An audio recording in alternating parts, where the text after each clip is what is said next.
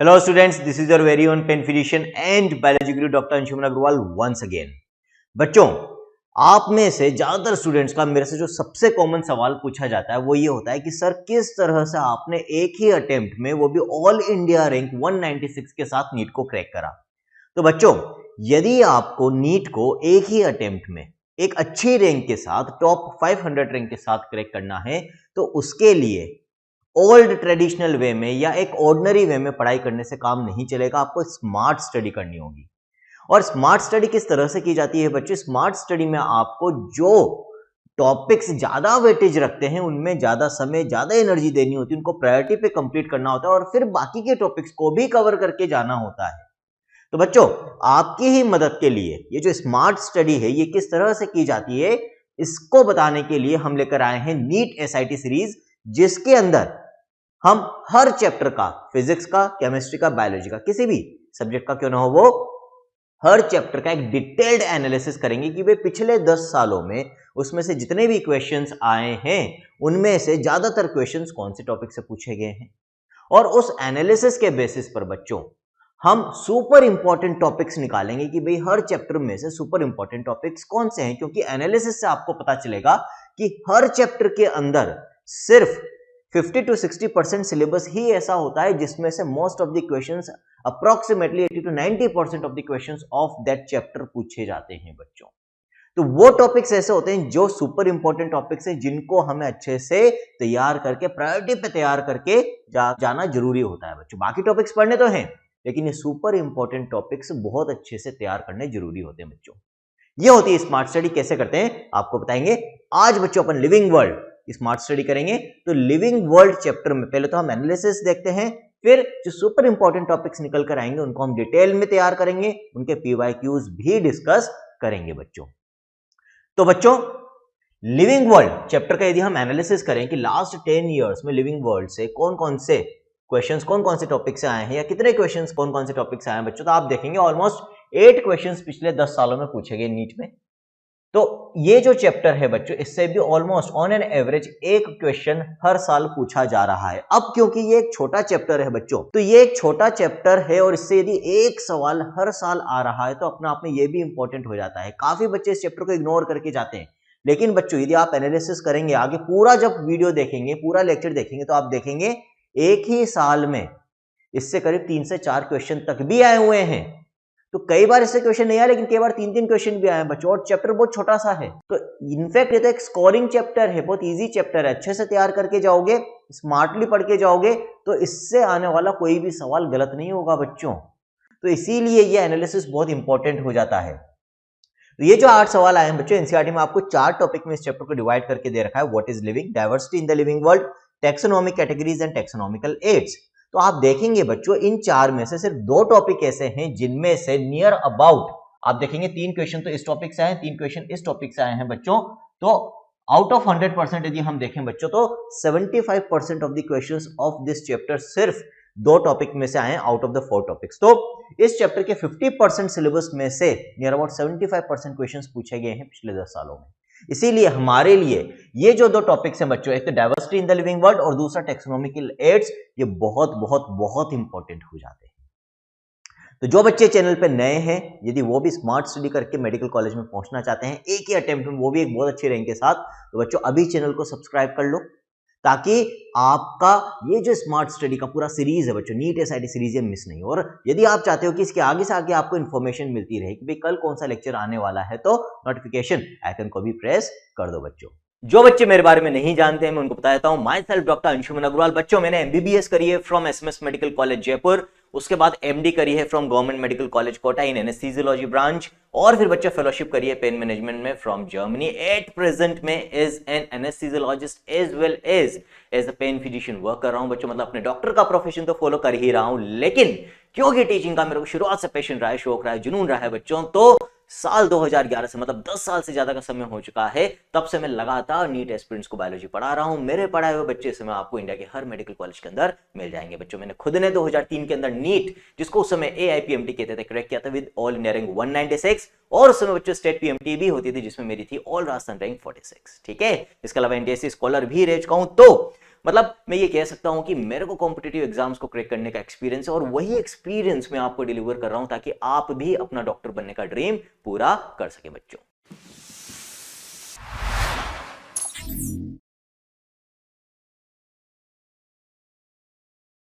तो living world के दो सुपर इंपॉर्टेंट टॉपिक्स हमें डिटेल में देखने हैं। पहला टॉपिक जो है बच्चों, that is what, that is diversity in the living world. यदि हम diversity in the living world की बात करें बच्चों, तो हम देखेंगे कि भी हमारे आसपास जितने भी प्लांट्स हैं, एनिमल्स या कोई भी ऑर्गेनिज्म जो हम देखते हैं बच्चों, हर ऑर्गेनिज्म अपने आप में एक स्पीशीज को रिप्रेजेंट करता है।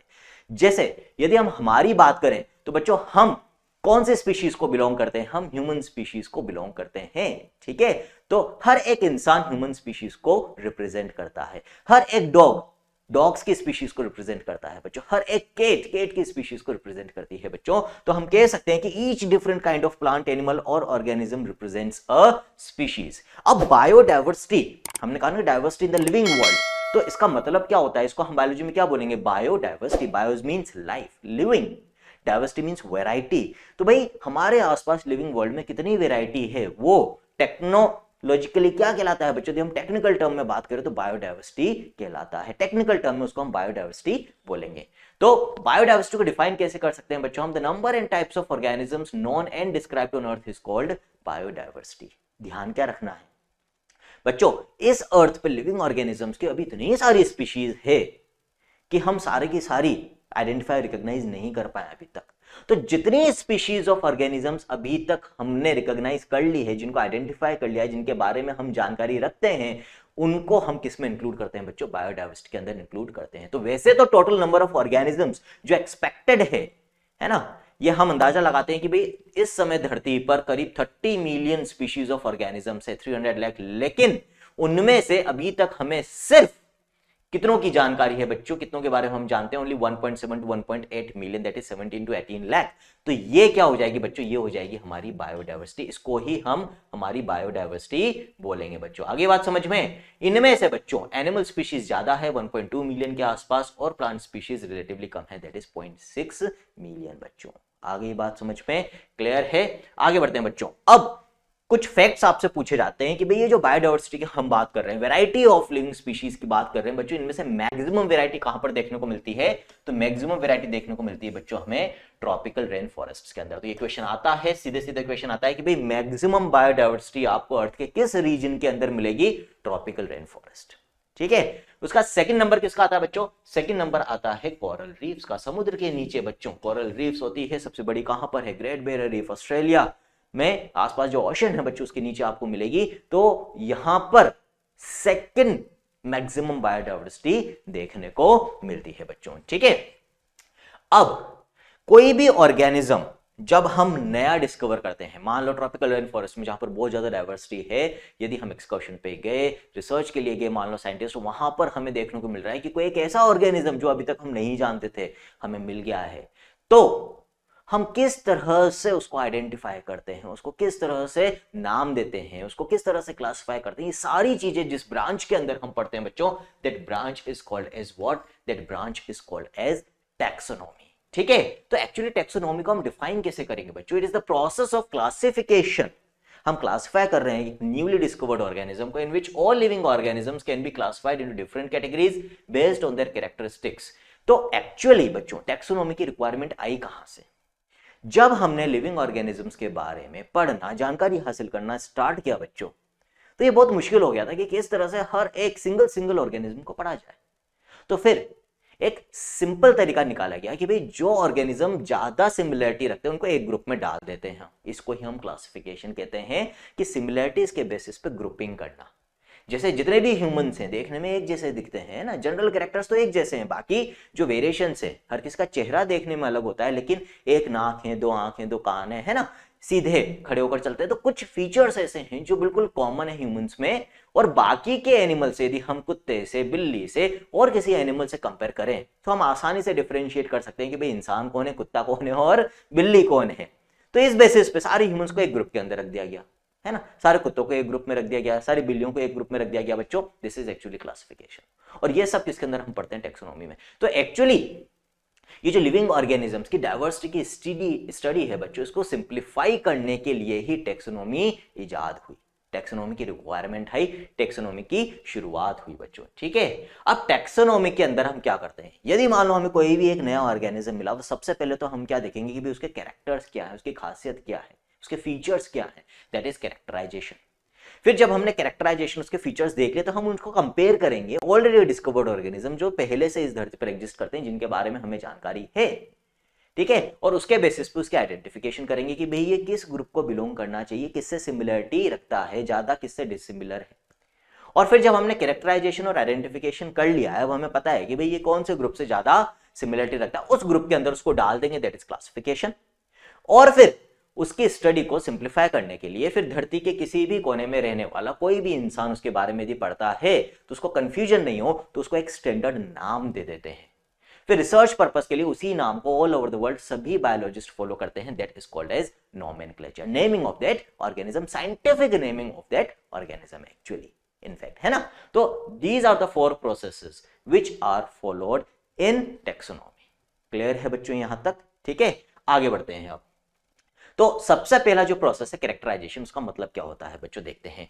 Describing characteristics of an organism like external and internal structure, cellular structure, development process, ecological relationships, evolutionary history etcetera. मतलब जो भी फीचर्स हैं, बाहर से कैसा दिखता है, अंदर कौन कौन से ऑर्गन सिस्टम्स हैं, फिर दूसरे ऑर्गेनिजम्स के साथ क्या रिलेशनशिप, क्या सिमिलैरिटीज शेयर करता है, क्या डिसिमिलैरिटीज है दूसरे ऑर्गेनिजम्स के कंपैरिजन में। इनफैक्ट इवोल्यूशनरी हिस्ट्री भी हम देखते हैं कि भाई यदि हम उसका डेवलपमेंटल प्रोसेस ट्रेस करें तो भाई किस तरह का डेवलपमेंट शो करता है, इसके बेसिस पर भी हम ये पता लगा सकते हैं कि भाई कौन से ग्रुप ऑफ ऑर्गेनिजम्स के साथ इसको रखना है। तो ये सारी चीजें कैरेक्टराइजेशन के अंदर आती है बच्चों। फिर कैरेक्टराइजेशन हो गया, अब ये जो कैरेक्टर्स हैं इनको हम कंपेयर करेंगे दूसरे ऑर्गेनिजम्स के साथ बच्चों। ठीक है, जिनको हम ऑलरेडी रिकॉग्नाइज कर चुके हैं। तो a process by which an organism is recognised from the already known organism, जिनको हमने ऑलरेडी रिकॉग्नाइज कर लिया है बच्चों, उनसे कंपेयर करेंगे उसके कैरेक्टर्स को। और फिर जो सिमिलरिटीज और डिसिमिलरिटीज हमें देखने को मिलेगी उसके बेसिस पर उसको एक पर्टिकुलर ग्रुप के अंदर अब हम डाल सकते हैं। ठीक है, दैट इज आइडेंटिफिकेशन बच्चों। अब आइडेंटिफिकेशन के बेसिस पर हमें ये पता चल जाएगा कि भाई ये जो पर्टिकुलर ऑर्गेनिज्म है इसको किस ग्रुप में रखना चाहिए, उन्हीं ऑर्गेनिजम्स के साथ रखेंगे जिसके साथ मैक्सिमम सिमिलरिटीज वो शो करता है। ठीक है, तो फिर जब हम उसके ग्रुपिंग करेंगे that is known as classification. It is the process by which organisms are grouped into suitable categories based on some easily observable characters. जो हमने कैरेक्टर्स उसके देखे, जो ऑब्जर्वेबल कैरेक्टर्स थे, उनके बेसिस पे हमने ये देखा कि भाई कौन से ऑर्गेनिजम्स के साथ वो ज्यादा सिमिलरिटी शेयर करता है, फिर उन ऑर्गेनिजम्स के ग्रुप में उसको रख देते हैं, that is called as classification बच्चों। अल्टीमेटली उसको हम एक स्टैंडर्ड साइंटिफिक नेम देते हैं, उसी नाम से फिर सारी scientific study all over the world उस ऑर्गेनिज्म के ऊपर होती है बच्चों। सभी बुक्स के अंदर फिर वो साइंटिफिक नेम ही मेंशन किया जाएगा, दूसरे लोकल या कॉमन नेम्स के बेसिस पर उसकी स्टडी फिर नहीं की जाती है बच्चों। ठीक है, तो standardisation of the naming of living organism such that a particular organism is known by the same name all over the world is called nomenclature. किस के बेसिस पे की जाती है, इसके लिए इंटरनेशनल साइंटिफिक रूल्स ऑलरेडी बने हुए हैं बच्चों। यदि कोई प्लांट है, नया प्लांट है, उसकी नेमिंग करनी है तो उसके लिए क्या रूल्स फॉलो होंगे। ठीक है, यदि कोई एनिमल डिस्कवर करा तो उसके लिए क्या रूल्स फॉलो होंगे। कोई माइक्रो ऑर्गेनिज्म, कोई बैक्टीरिया यदि अपन ने डिस्कवर करा तो उसकी नेमिंग किस तरह से होगी, इनके लिए ऑलरेडी कोड ऑफ रूल्स या हम कह सकते हैं book of rules already designated है बच्चों। उन रूल्स के अकॉर्डिंग ही ये नेमिंग की जाती है, according to international scientific rules. ठीक है, तो ये जो रूल बुक्स है, ये जो गाइडलाइंस है, इनको क्या नाम देते हैं वो भी अभी आगे आ जाएगा बच्चों। ठीक है, अब ये जो नेमिंग है बच्चों, इसमें जो most common method of scientific naming follow किया जाता है उसको हम क्या कहते हैं बच्चों, बायनोमियल सिस्टम ऑफ नोमेनक्लेचर और नेमिंग। और ये जो बायनोमियल सिस्टम है इसको देने का श्रेय किसको जाता है बच्चों, कैरोलस लिनेयस को। और इसीलिए बच्चों कैरोलस लिनेयस को हम क्या कहते हैं, तो फाउंडर ऑफ बायनोमियल सिस्टम भी कहते हैं, दूसरा फादर ऑफ मॉडर्न टैक्सोनॉमी भी बोलते हैं। ठीक है, ये जो बायनोमियल सिस्टम होता है बच्चों, इस बायनोमियल सिस्टम के अंदर 2 पार्ट्स में हम साइंटिफिक नेम देते हैं। ठीक है, क्या होते हैं वो 2 पार्ट्स अभी आगे आ जाएगा बच्चों। तो लिनेयस ने पहली बार ये जो बायनोमियल नोमेनक्लेचर का सिस्टम था बच्चों, उसको अपनी बुक के अंदर यूज किया था to give the scientific names of plants and animals. ठीक है, और उस बुक का नाम क्या था बच्चों, फिलोसोफिया बोटेनिका। आपसे पूछा जा सकता है, इसमें उन्होंने जितने भी रूल्स ऑफ बायनोमियल नोमेनक्लेचर थे वो सारे मेंशन किए थे बच्चों। ठीक है, तो नाम याद रखना है, दैट इज फिलोसोफिया बोटेनिका। फिर बच्चों साइंटिफिक नेम्स ऑफ प्लांट्स। फिर उन्होंने बाद में 2 किताबें और दी बच्चों। एक में उन्होंने उस समय जितने भी प्लांट्स हैं उन सबके साइंटिफिक नेम्स थे, जितने भी नॉन प्लांट्स थे, और दूसरी किताब के अंदर एनिमल्स के। तो scientific names of plants given by Linnaeus were published in his book, किसमें? स्पीशीज प्लांटेरम के अंदर। कब? 1 मई 1753। ये डेट भी हमें याद रखनी है बच्चों। क्यों? क्योंकि इस तारीख के पहले तक इन प्लांट्स के जो भी नाम प्रचलित थे वो सब डिस्कार्ड कर दिए गए, सब रिजेक्ट कर दिए गए भी। अब इस तारीख के बाद से जो भी साइंटिफिक नेम जिस भी प्लांट का इस किताब के अंदर था उसी के बेसिस पर आगे उसकी स्टडी करने लग गए। So this was the initiation of, हम मान सकते हैं, प्लांट्स के बायनोमियल नेमिंग की जो शुरुआत थी वो इस किताब से हुई बच्चों। Any name proposed before this date is not accepted today, है ना। तो इसके बाद फिर ये साइंटिफिक नेम ही माना जाता है इस प्लांट के लिए, पहले के नाम्स को डिस्कार्ड कर दिया गया बच्चों। इसी तरह से एनिमल्स के बायनोमियल नेम्स को लिनेयस ने कौन सी किताब के अंदर प्रपोज किया बच्चों? सिस्टमा नेचुरे। कब किया? 1 अगस्त 1758। एंड अकॉर्डिंगली एनिमल्स के साइंटिफिक नेम जो इस किताब में मेंशन थे इस तारीख के बाद वही मानेंगे, उसके पहले के नाम से रिजेक्ट कर दिए गए। बाद में जो एनिमल्स डिस्कवर हुए उनको भी फिर बायनोमियल नेमिंग किस हिसाब से की गई? जो रूल्स लिनेयस ने दिए थे उनके हिसाब से, और एक कोड ऑफ कंडक्ट बना दिया गया, एक कोड ऑफ रूल्स बना दी गई, बुक्स बना दी गई जिनमें ये सारे रूल्स मेंशन्ड है, और उसके बेसिस पे आज मॉडर्न डे बायनोमियल नेमिंग की जाती है बच्चों। ठीक है, तो प्लांट्स के नोमेनक्लेचर के लिए जो रूल्स फॉलो किए जाते हैं उनको कलेक्टिवली क्या बोला जाता है बच्चों? International Code of botanical nomenclature. ये पूछा जाता है, बहुत कॉमन सवाल है, ICBN। Collection of rules regarding scientific nomenclature of plants is known as ICBN। कब एक्सेप्ट किया गया बच्चों? ये 1961 में। फिर इसमें रिवीजन कब हुआ, चेंजेस अमेंडमेंट्स कब हुए? एक बार 1975 में कुछ चेंजेस भी हुए। ठीक है, तो ये तो सिर्फ प्लांट्स के नोमेनक्लेचर के लिए रूल्स की बात हो गई बच्चों। ठीक, अब ये जो ICBN में रूल्स हैं for the nomenclature of plants वो क्या क्या है बच्चों, वो देखते हैं। साथ ही साथ हम ये भी देखते हुए चलेंगे कि भाई प्लांट्स के नोमेनक्लेचर में और एनिमल्स के नोमेनक्लेचर में क्या क्या डिफरेंसेस हैं। ठीक है, दोनों चीजें साथ में कवर करेंगे। तो मेन रूल्स ऑफ ICBN की यदि हम बात करें बच्चों, तो according to binomial system name of any species consists of 2 components और वर्ड्स। 2 पार्ट होते हैं, इसीलिए बायनोमियल सिस्टम बोला है। ठीक है, तो बायनोमियल वर्ड का मतलब क्या होता है? 2। ठीक है, तो there are 2 parts in the scientific name of each organism. पहला जो पार्ट होता है बच्चों नाम में, उसको हम कहते हैं जेनेरिक नेम, दैट इज कि वो किस जीनस को बिलोंग करता है बच्चों। और दूसरा जो पार्ट होता है नाम का, उसको हम कहते हैं बच्चों स्पेसिफिक एपिथेट और द ट्रिवियल नेम और the name of the species. किस स्पीशीज को वो ऑर्गेनिज्म बिलोंग करता है वो नाम यहां पर आता है बच्चों। फॉर एग्जाम्पल यदि हम पोटैटो की बात करें बच्चों, आलू की बात करें, तो ये तो कॉमन नाम हो गया है ना, जिसके नाम पर हम जिस हिसाब से हम इसको घर पर बुलाते हैं ना कि आलू, पोटैटो। लेकिन जब हम इसकी साइंटिफिक स्टडी करेंगे तो वहां इसको पोटैटो ना बोलकर इसको क्या बोला जाएगा बच्चों? 2 पार्ट में इसका नाम है, दैट इज सोलेनम ट्यूबरोसम। ये इसका बायनोमियल नाम है। 2 पार्ट हैं इसमें। पहला पार्ट क्या कहलाएगा? जेनेरिक नेम, कि भाई ये किस जीनस को बिलोंग करता है, और दूसरा कहलाता है बच्चों स्पेसिफिक एपिथेट, कि भाई ये किस स्पीशीज को बिलोंग करता है बच्चों। ठीक है, दूसरा रूल, अब प्लांट नोमेनक्लेचर में जब हम प्लांट्स की नेमिंग करते हैं बच्चों तो वहां पर टोटोनिम्स वैलिड नहीं होते, टोटोनिम्स को जगह नहीं दी जाती। अब टोटोनिम्स क्या होते हैं बच्चों? जब बायनोमियल नेम में जेनेरिक नेम और स्पेसिफिक एपिथेट दोनों सेम हो, जैसे यहां पर मैंगीफेरा मैंगीफेरा, दोनों वर्ड्स एक जैसे हैं, तो ये पूरा नाम क्या कहलाएगा? एक टोटोनिम कहलाएगा बच्चों। तो these totonyms are not allowed in plant nomenclature. ठीक है, मैंगीफेरा मैंगो के लिए यूज करते हैं बच्चों, तो यदि हम मैंगो के बायनोमियल नेम की बात करें तो मैंगीफेरा इंडिका होता है बच्चों, ना कि मैंगीफेरा मैंगीफेरा, है ना। टोटोनिम्स आर नॉट अलाउड। लेकिन मैंने आपको बोला था साथ ही साथ में आपको एनिमल नोमेनक्लेचर के बारे में भी बताता चलूंगा। तो एनिमल नोमेनक्लेचर में टोटोनिम्स अलाउड है। फॉर एग्जांपल जो इंडियन कोबरा होता है बच्चों, उसका जो साइंटिफिक नेम है दैट इज नाजा नाजा, है ना। तो कभी बोलोगे क्या कोबरा को नाजा नाजा? नाजा नाजा का मतलब होता है आजा आजा, तो ऐसा बोलेंगे तो नहीं, लेकिन देखो साइंटिफिक नेम यही है, थोड़ा उल्टा सा नाम है इसका, जिसको बुलाना नहीं है उसको तो हम कह रहे हैं नाजा नाजा, कोई बात नहीं। तो यहाँ पर नाजा और नाजा दोनों वर्ड एक जैसे हैं, इट्स अ टोटोनिम, लेकिन क्योंकि ये एक एनिमल का नाम है तो यहाँ पर ये अलाउड है। ठीक है, इसी तरह से बच्चों जो रेड चूहा होता है उसका नाम है रेटस रेटस, अगेन एक टोटोनिम, लेकिन क्योंकि एनिमल नेम है वैलिड है, कोई दिक्कत नहीं है। प्लांट्स के नाम की जब हम बात करते हैं तो वहां पर टोटोनिम्स अलाउड नहीं होते बच्चों। तो ये तो बात हो गई टोटोनिम्स की। अब बच्चों मैंने आपको भी बताया था कि जो प्लांट्स का नोमेनक्लेचर है वो तो किसके हिसाब से होता है, International Code of botanical nomenclature, लेकिन जब हम बात करते हैं बच्चों एनिमल्स के नाम की तो उनका नाम कैसे होता है, International Code of zoological nomenclature. ये रूल्स क्या डिफाइन करते हैं कि भाई एनिमल्स का नाम किस तरह से दिया जाएगा अकॉर्डिंग टू बाइनोमियल सिस्टम। तीसरा रूल देखते हैं बच्चों आईसीबीएन का। In plant nomenclature according to ICBN autonyms are also not valid. तो ऑटोनिम्स जहां पर दोनों वर्ड्स एक जैसे हो नाम के, ऑटोनिम्स क्या होते हैं बच्चों, जैसे ब्रासिका, ओलरेशिया, ओलरेशिया।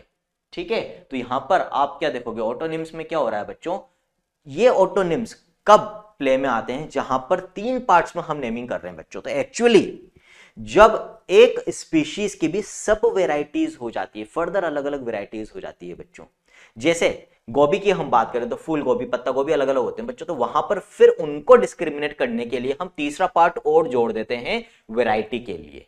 ठीक है, उसको हम कहते हैं सब स्पेसिफिक एपिथेट। तो जब 3 पार्ट्स में हम किसी ऑर्गेनिज्म का नाम रखते हैं बच्चों, नेमिंग करते हैं, तो फिर हम उसको बायनोमियल की जगह ट्राइनोमियल सिस्टम कह देते हैं। किसने दिया था वो भी आगे बताऊंगा बच्चों। तो ट्राइनोमियल सिस्टम जब हम फॉलो करते हैं किसी ऑर्गेनिज्म का नाम देने के लिए, जहां पर जरूरत होती है वहां पर तीसरा पार्ट भी ऐड करते हैं बच्चों, तो वहां पर फिर ऑटोनिम्स की बात होती है कि जो लास्ट के 2 पार्ट हैं वो बिल्कुल सेम है, तो हम कहेंगे ऑटोनिम्स, जो कि प्लांट नोमेनक्लेचर में अलाउड नहीं है बच्चों, लेकिन अगेन एनिमल नोमेनक्लेचर में अलाउड है। जैसे हमारा साइंटिफिक नेम क्या है, Homo sapiens sapiens, generic name specific epithet, फिर उसकी भी वेराइटी सब स्पेसिफिक एपिथेट। आ गई बच्चों बात समझ में, क्यों, जैसे हमारे जो पूर्वज थे उनकी वैरायटी हमसे अलग थी, वो दिखने में हमसे थोड़े से अलग थे, तो उनको क्या बोलते थे, होमो सेपियंस फोसिलिस। ठीक है, तो है तो वो भी हमारी ह्यूमन स्पीशीज के है, नहीं थे, अब तो हैं, हम हैं, वो थोड़ी है ना, तो वो भी हमारी स्पीशीज को बिलोंग करते थे, हम भी उन्हीं की स्पीशीज को बिलोंग करते हैं, यानी कि ह्यूमंस की स्पीशीज को, लेकिन उनके फीचर्स कुछ अलग थे, वो दिखने में कुछ अलग थे, उनके शरीर पर बाल ज्यादा थे, और भी कई फीचर्स उनके अलग थे। ठीक है, तो उस बेसिस पे उनको हमने क्या नाम दे दिया था, होमो सेपियंस फोसिलिस, और आज के मॉडर्न मैन को हम क्या नाम दे रहे हैं, होमो सेपियंस सैपियंस। तो वेराइटी ऑफ स्पीशीज को जब हमें मेंशन करना होता है तो हम तीसरा पार्ट भी ऐड कर देते हैं, जिसको हम कहते हैं सब स्पेसिफिक एपिथेट। तो एनिमल नोमेनक्लेचर में ऑटोनिम्स अलाउड है, लेकिन प्लांट नोमेनक्लेचर में ऑटोनिम्स अलाउड नहीं है बच्चों। आ गई बात समझ में। फिर 4th रूल क्या याद रखना है, ये एनिमल नोमेनक्लेचर, प्लांट नोमेनक्लेचर, हर तरह के साइंटिफिक नोमेनक्लेचर में सेम है, यूनिवर्सल है। क्या कि जो 2 पार्ट्स हैं उसमें जेनेरिक नेम का जो फर्स्ट लेटर या अल्फाबेट होता है वो हमेशा कैपिटल में होगा, और स्पेसिफिक एपिथेट का जो फर्स्ट लेटर होता है बच्चों वो हमेशा स्मॉल लेटर में होगा। तो जेनेरिक नेम कैपिटल लेटर से स्टार्ट होगा, स्पेसिफिक एपिथेट स्मॉल लेटर से स्टार्ट होगा। ये यूनिवर्सल रूल है, चाहे प्लांट नोमेनक्लेचर हो चाहे एनिमल नोमेनक्लेचर हो बच्चों। फिर जब हम इन बाइनोमियल नेम्स को अपने रजिस्टर के अंदर या किसी पेपर के ऊपर हाथ से लिखते हैं बच्चों, तो फिर वहां पर एक और रूल फॉलो करना होता है कि लिखने के बाद इन नामों को हमें अंडरलाइन करना होता है अलग अलग। तो when written with free hand और टाइप, या तो लिख रहे हैं या टाइप कर रहे हैं, ठीक है, प्रिंट नहीं कर रहे, ध्यान रखना, जब तक प्रिंट नहीं हो रहा तब तक के लिए ये रूल है। तो चाहे हम लिखें या टाइप करें, the generic name and specific epithet should be separately underline. ठीक है, लेकिन जब हम प्रिंट करते हैं सेम चीज को, यदि कहीं पर टाइपिंग के बाद किताब के अंदर प्रिंट किया जा रहा है, तो जब भी प्रिंटेड फॉर्मेट में कोई साइंटिफिक या बाइनोमियल नेम आएगा तो it should be in italics. वहां फिर अंडरलाइन नहीं करते, टेढ़ा लिखते हैं, इटैलिक्स में लिखते हैं बच्चों। ठीक है, जैसे यहां पर आप देख सकते हो मेंगिफेरा इंडिका। तो जब लिख रहे हैं या सिर्फ टाइप करके रख रहे हैं तो अंडरलाइन कर देंगे, सिंपल वे में लिख के अलग अलग, जेनेरिक नेम को अलग अंडरलाइन, स्पेसिफिक एपिथेट को अलग। लेकिन जब प्रिंट कर रहे हैं तो फिर अंडरलाइन नहीं करके इटैलिक्स में टेढ़ा करके इनको लिखा जाता है। आगे बात समझ में बच्चों। ठीक है, फिर यदि हम कंप्लीट नेम की बात करें, कंप्लीट बाइनोमियल नेम, तो कंप्लीट कब माना जाता है, जब बाइनोमियल नेम के बाद जिस बायोलॉजिस्ट ने या साइंटिस्ट ने या जिस बंदे ने उस ऑर्गेनिज्म को डिस्कवर करके उसको नाम दिया, उसका नाम भी मेंशन हो। जैसे मेंगिफेरा इंडिका, जो मैंगो है उसका ये बाइनोमियल नेम किसने दिया, कैरोलस लिनेयस ने दिया। तो हमने क्या करा, यहां पर कैरोलस लिनेयस के नाम को शॉर्ट में लिखते हैं बच्चों, एब्रिविएटेड फॉर्म में लिखते हैं after the binomial name of the mango. ठीक है, लिनेयस का लिन करके डॉट लगा दिया अपन ने, छोटा करके लिख दिया। एक और डिफरेंस आप देखोगे, जब प्रिंटेड फॉर्म में ये पूरा नाम आएगा तो मेंगिफेरा इंडिका तो हमने इटैलिक्स में दिया, लेकिन लिन को सिंपल वे में दिया है रोमन लेटर्स में विदाउट एनी इटैलाइजेशन। तो ये भी ध्यान रखना है, जो ऑथर का नाम होता है, जिसने नाम दिया है, वो कभी भी इटैलिक्स में नहीं होगा, वो रोमन लेटर्स में, सिंपल लेटर्स में ही होगा। So name of scientist who proposed the nomenclature should be written in short, short में लिखा है after the specific epithet. Name of scientist should be neither underlined nor in italics but written in Roman letters, यानी कि simple alphabets में लिखा जाता है बच्चों। आ गई बात समझ में? तो इसी तरह से बिल्कुल कंसेप्चुअली जैसे अभी पढ़ रहे हैं ना बच्चों, हर चीज को समझते हुए, सिर्फ रटना नहीं है। बायोलॉजी में रटना तो है, लेकिन समझ के याद करनी है, समझ के चीजों को रटना है, तब जाकर अच्छी रैंक के साथ एक अटेम्प्ट में सिलेक्शन होता है बच्चों, मेरी तरह, है ना। तो जो बच्चे अभी नए हैं चैनल पे, जिन्होंने अभी वीडियो देखना चालू करा है, उनको मैं बता दूं कि इस सीरीज के अंदर आपको हर चैप्टर के सुपर इंपॉर्टेंट टॉपिक्स को डिटेल में पढ़ाया जाएगा, एक प्रॉपर एनालिसिस के साथ, पीवाईक्यूज भी साथ में डिस्कस किए जाएंगे। मतलब कम समय में आपकी पूरी तैयारी हो जाएगी नीट की बच्चों, ठीक है। तो जल्दी से चैनल को सब्सक्राइब कर लो और नोटिफिकेशन बेल को भी प्रेस कर दो, ताकि आपको आगे से आगे हर चीज की इंफॉर्मेशन क्या क्या चैनल पे आ रहा है वो सारी मिल जाए, ठीक है। यहीं से आपकी सारी तैयारी हो जाएगी बच्चों। और ज्यादा आप चाहते हैं कि फुल प्रूफ तैयारी हो, कोई शक ही नहीं रहे सिलेक्शन में, तो फिर उसके लिए बच्चों एक बहुत ही focused, strategic, with planning, micro level पे मॉनिटरिंग की भी जरूरत होती है। वो एक स्पेशल एक्स्ट्राऑर्डिनरी तैयारी चाहिए होती है। उसके लिए आप ऐप के थ्रू हमारे कोर्सेज को भी एनरोल कर सकते हो बच्चों, ठीक है। तो scientific names should be derived from Latin. तो कौन सी लैंग्वेज, आप देख भी रहे होंगे, Homo sapien sapien, Mangifera indica, Brassica oleracea, ये कॉमन इंग्लिश के नाम नहीं लग रहे हैं, है ना। तो ये कौन सी लैंग्वेज से डिराइव किए गए बच्चों? लैटिन लैंग्वेज से, है ना। लैटिन या ग्रीक लैंग्वेज से इनको लिया जाता है, कारण दीज आर डेड लैंग्वेजेस। इस समय अब ये लैंग्वेजेस यूज नहीं होती है बच्चों, ठीक है। तो इस कारण से अब, क्योंकि ये डेड हो गई है, एट प्रेजेंट यूज में नहीं है, तो अब इन लैंग्वेजेस के अंदर फर्दर चेंजेस होने के चांसेस नहीं है, नए वर्ड्स आने के चांसेस या इनके रूल्स चेंज होने के चांसेस नहीं है। तो इसका फायदा क्या है? एक बार जो नाम हमने लैटिन या ग्रीक में रख दिया, वो आगे अब कभी चेंज हो ही नहीं सकता। एक यूनिफॉर्मिटी बनी रहेगी, स्टेबिलिटी बनी रहेगी नाम में। इसीलिए लैटिन या ग्रीक लैंग्वेज में ही हम इन साइंटिफिक नेम्स को रखते हैं। ये पूछा भी जाता है क्यों रखते हैं इन लैंग्वेजेस में, क्योंकि these are dead languages which can not be changed बच्चों। आगे ये बात समझ में क्लियर है, ठीक है। फिर जो भी प्लांट हम नया डिस्कवर करते हैं, फिर उसकी सारे हमने प्रोसेस कर दिए, कैरेक्टराइजेशन, आइडेंटिफिकेशन कर दिया, क्लासिफिकेशन कर दी, नोमेनक्लेचर कर दी, उसके बाद बच्चों उसका एक रिकॉर्ड मेंटेन करके रखना जरूरी होता है। क्या करते हैं उसके लिए? आपने बचपन में करा भी होगा, क्राफ्ट एक्टिविटी में स्कूल के अंदर या बायोलॉजी एक्टिविटी के अंदर, एक प्लेन पेपर की शीट लेते हैं, उसके ऊपर जो भी हमने प्लांट डिस्कवर किया था उसकी मान लो लीव्स या जो दूसरे प्लांट पार्ट्स होते हैं उनको ड्राई करके प्रेस करके चिपका देते हैं, और फिर उसके बारे में कुछ इंफॉर्मेशन उस कागज पर लिख देते हैं, रिकॉर्ड में रख लेते हैं बच्चों। इसको हम कहते हैं हर्बेरियम शीट, ठीक है। और जो पूरा रिकॉर्ड होता है that is called as herbarium, ठीक। So typed specimen herbarium sheet of newly discovered plant should be placed in herbarium. Dry garden भी कहते हैं हर्बेरियम को, that is collection of dried and pressed parts of the plant on herbarium sheets is called as herbarium, that is dry garden. तो actually garden नहीं है, ये collection of specimen, dry specimens of plants है, एक book के अंदर जो बहुत सारे प्लेन पेपर्स की बनी हुई है, जिसके ऊपर हमने इन ड्राइड प्लांट पार्ट्स को स्टिक करके उनके बारे में इंफॉर्मेशन उस हर्बेरियम शीट के ऊपर मेंशन करी है बच्चों, ठीक है। नेक्स्ट रूल की यदि हम बात करें, the length of both generic name and specific epithet should not be less than, 3 letter से छोटा नाम नहीं होना चाहिए और 12 लेटर से बड़ा नाम नहीं होना चाहिए। अलग अलग बात कर रहा हूं, जेनेरिक नेम भी 3 से 12 लेटर के बीच में, स्पेसिफिक एपिथेट भी 3 से 12 लेटर के बीच में होगा बच्चों, ठीक है। अब मैंने अभी बीच में बताया था आपको Homo sapien sapien, Brassica oleracea oleracea, जहां पर 3 पार्ट्स में हम नाम देते हैं, that is called as trinomial system बच्चों।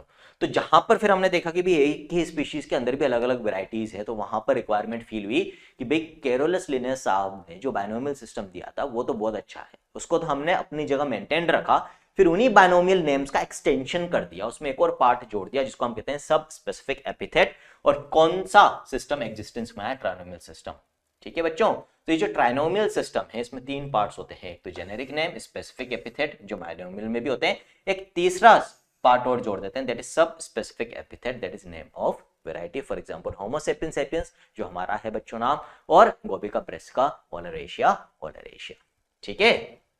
तो यहां पर आपको बच्चों जैसे गोभी की 3 वैरायटी है, कॉलीफ्लावर, कैबेज, नॉलखोल, ठीक है, तो तीनों एक ही स्पीशीज को बिलोंग कर रही है, यानी कि गोभी की स्पीशीज को बिलोंग करती है, इसलिए इनका जो बायनोमियल नेम है वो तो तीनों का सेम होगा, ब्रेसिका ओलेरेशिया।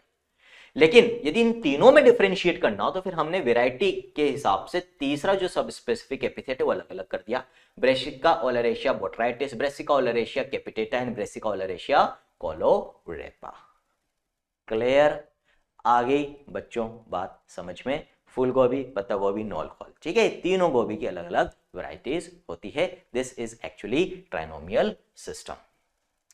प्लांट नोमेनक्लेचर की बात हो गई, एनिमल नोमेनक्लेचर की बात हो गई, आईसीबीएन, आईसीजेडएन। बैक्टीरियल नेमिंग के लिए जो रूल्स हैं बच्चों उनको कलेक्टिवली क्या कहा जाता है? International Code of Nomenclature for Bacteria, that is ICNB. ठीक है, क्लियर है बच्चों? तो इस तरह से ये तीन कोड्स हैं जिनके अकॉर्डिंग हम नेमिंग ऑफ ऑर्गेनिजम्स करते हैं।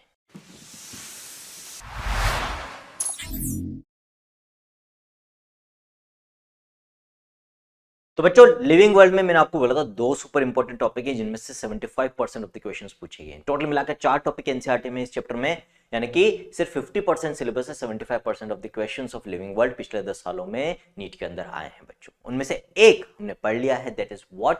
That is diversity in the living world, जिसमें हमने टेक्सोनॉमी और उसके रूल्स के बारे में पढ़ा बच्चों। अब जो नेक्स्ट सुपर इंपॉर्टेंट टॉपिक है that is what? That is taxonomical aids. तो बच्चों टेक्सोनॉमिकल एड्स के बारे में भी डिटेल में देखते हैं। तो टेक्सोनॉमिकल एड्स का मतलब क्या होता है, इनकी रिक्वायरमेंट क्यों आई?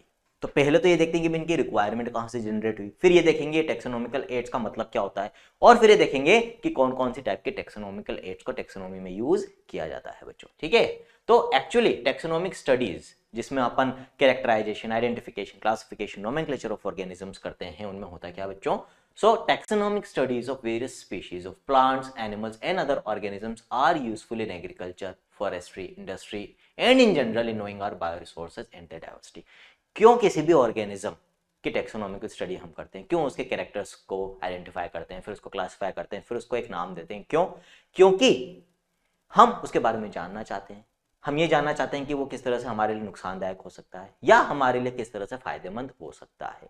ठीक है, अब कोई भी एक नया ऑर्गेनिज्म जिसको हमने डिस्कवर करा है वो हमारे लिए फायदेमंद होगा या हमारे लिए नुकसानदायक होगा, ये हम तभी पता कर पाएंगे जब उसकी टेक्सोनॉमिकल स्टडीज, डिटेल्ड स्टडी हमने करी हो बच्चों। इसीलिए ये टेक्सोनॉमिकल स्टडीज इंपॉर्टेंट हो जाती है। इससे हम ये पता लगा सकते हैं कि कौन सा ऑर्गेनिज्म, कौन सा प्लांट, कौन सा माइक्रो ऑर्गेनिज्म, कौन सा एनिमल किस फील्ड में हमारे लिए किस तरह से फायदेमंद हो सकता है या नुकसानदायक हो सकता है, तो किस तरह से नुकसानदायक हो सकता है। ठीक है, so taxonomic studies would require correct classification and identification, और इसके लिए बहुत इंपॉर्टेंट हो जाता है कि टेक्सोनॉमी का जो प्रोसेस है जिसमें क्लासिफिकेशन करते हैं, आइडेंटिफिकेशन करते हैं, ये सारी अच्छे से हो। उसके लिए क्या जरूरी होता है? Intensive laboratory and field studies. पहले तो फील्ड में जहां पर हमने उसको डिस्कवर करा है वहां पर प्रॉपर स्टडी करनी पड़ेगी, क्लाइमेट के अंदर वो रहता है, आसपास के ऑर्गेनिजम्स के साथ क्या इकोलॉजिकल रिलेशनशिप शेयर करता है, डेवलपमेंटल हिस्ट्री क्या है। फिर उसके स्पेसिमेन को हम लेबोरेटरी में लेकर आते हैं जहां पर अगेन फिर उसके इंटरनल स्ट्रक्चर के बारे में, एक्सटर्नल स्ट्रक्चर के बारे में, फंक्शंस के बारे में, बायोकेमिकल रिएक्शंस के बारे में डिटेल में स्टडी करते हैं बच्चों। साथ ही साथ उसका जो स्पेसिमेन, जो सैंपल हम लेकर आए हैं उसको भी हम रिकॉर्ड में रखते हैं, प्रिजर्व करके रखते हैं। क्यों? क्योंकि आगे की स्टडीज के लिए बहुत इंपॉर्टेंट सोर्स हो जाता है बच्चों। ठीक है, तो ये सारी चीजें हम टेक्सोनॉमिकल स्टडीज के अंदर करते हैं बच्चों। The collection of actual specimens of plant and animal species is essential for training in systematics as well as classification। और आगे जो बडिंग साइंटिस्ट है उनकी ट्रेनिंग के लिए भी तो सारे पुराने स्पेसिमेंस होना जरूरी है ताकि उनको भी सिखाया जा सके कि भी किस तरह से टेक्सोनॉमिकल स्टडीज की जाती है। इन सब चीजों के लिए टेक्सोनॉमिकल एड्स की रिक्वायरमेंट होती है बच्चों। तो किस तरह से डिफाइन करेंगे हम इनको? Biologists have established certain procedures and techniques to store and preserve the information as well as the specimens called taxonomic aids। तो अभी मैंने क्या बोला, हमने कोई भी यदि ऑर्गेनिज्म डिस्कवर करा है तो उसकी डिटेल्ड इंफॉर्मेशन, साथ ही उसका सैंपल यानी कि स्पेसिमेन का रिकॉर्ड मेंटेन करके रखना बहुत जरूरी होता है। अब कैसे इन चीजों को प्रिजर्व करते हैं, कैसे इनको रिकॉर्ड में रखते हैं, ठीक है, ये सारी चीजें किसके अंदर आती है? टेक्सोनॉमिक एड्स के अंदर। ये सारी चीजें हमें मदद करेगी in keeping the records of these specimens. सबसे पहला जो टेक्सोनॉमिक एड यूज होता है बच्चों in the taxonomical studies, that is herbarium. ठीक है, हर्बेरियम की बात हम diversity in the living world, जब हम नोमेनक्लेचर, बायनोमियल सिस्टम के रूल्स की बात करते हैं वहां पर भी बात करते हैं बच्चों। ठीक है, तो हर्बेरियम एक्चुअली होता क्या है? तो यदि हम हर्बेरियम को डिफाइन करें बच्चों तो herbarium is a store house of collected plant specimens that are dried, pressed and preserved on sheet. कोई भी नया प्लांट्स के लिए हर्बेरियम शीट बनाई जाती है, पहली चीज तो एनिमल्स के लिए नहीं। मान लो कोई भी नया प्लांट मैंने डिस्कवर करा, तो उसके जो प्लांट पार्ट्स होंगे बच्चों, पत्तियां होंगी, फ्लावर्स होंगे, उनको मैं ड्राई करूंगा, ड्राई करके एक शीट के ऊपर पेस्ट करूंगा जिसके डायमेंशंस फिक्स होते हैं भी क्या साइज होनी चाहिए। उसके बाद उसकी इंफॉर्मेशन जैसे number, date of collection, name of the plant, किस फैमिली को बिलोंग करता है, किस हैबिटेट में रहता है, किस लोकेलिटी में पाया जाता है, कितनी हाइट पे यानी ऑल्टीट्यूड पे मिलता है, कोई एक्स्ट्रा कमेंट यानी कि रिमार्क, किसने उसको कलेक्ट करा और डॉक्यूमेंटेशन करा, ये इंफॉर्मेशन दी, उसका नाम। ठीक है, ये सारी चीजें हर्बेरियम शीट के ऊपर मेंटेन की जाती है। इन सबका कलेक्शन, इन शीट्स का कलेक्शन क्या कहलाता है बच्चों? हर्बेरियम कहलाता है। ठीक है, और इनका जो ऑर्डर होता है, सिक्वेंसिंग होती है, वो भी अकॉर्डिंग टू साइंटिफिक रूल्स होती है।